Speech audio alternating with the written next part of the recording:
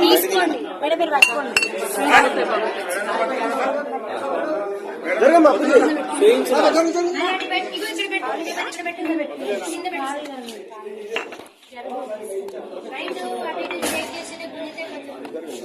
జరగమ్మా ఒకటే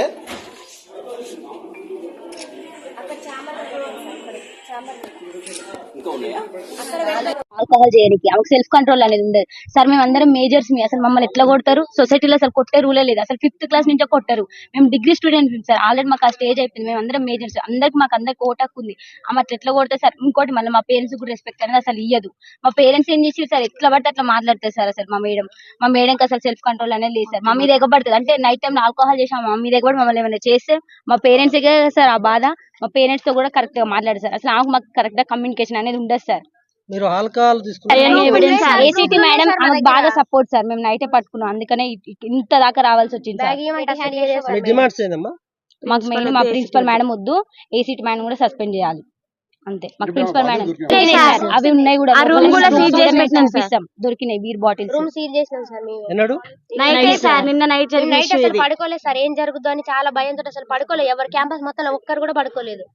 అందరం భయపడుతున్నాం sir. Next ఏం జరుగుతుందో అని వాళ్ళ కొడుకు వచ్చి ఇక్కడ ఉన్నాడు సార్. అంటే వాళ్ళ కొడుకు వచ్చినప్పుడల్లా మేము చాలా అన్కంఫర్ట్ గా ఫీల్ అయినాం సార్. మేము అందరం ఆడపిల్లలేం సార్. షార్ట్స్ వేసుకుంటాం, ఇంకెట్లనే ఉంటాం సార్. మేము కాలేజ్ లో ఉంటున్నాం, హాస్టల్ అంటే కాలేజ్ టైం అయిపోయిన తర్వాత హాస్టల్. మేము అందరం డ్రెస్ చేంజ్ చేసుకుంటాం, కానీ మేము చాలా అన్కంఫర్ట్ గా ఫీల్ అయినాం సార్. వాళ్ళ కొడుకు వచ్చి 5 days 6 days 1 week వరకు ఉన్నారు సార్. అట్లా ఎట్లుంటారు సార్? అసలు అది రూల్ ప్రకారం ఉండొచ్చా సార్? బయట కూర్చుంటే మమ్మల్ని బయటికి రావద్దనే సార్. 3 years 4 years అయితే ఓకే సార్, కానీ మా ఏజ్ పర్సన్ అట్లా ఎట్లుంటారు సార్ హాస్టల్లో? అమ్మాయిలు అసలు ఇది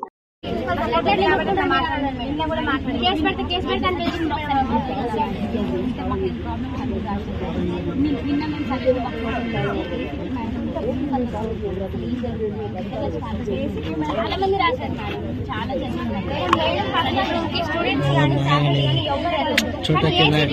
ఏం పని అసలు ఎందుకు వెళ్తారు? మేడం పర్మిషన్ లేకుండా ఆమె ఆబ్సెన్స్ లో ఉన్నా అయినా కూడా అసలు అట్లా రూమ్ ఓపెన్ చేస్తారు.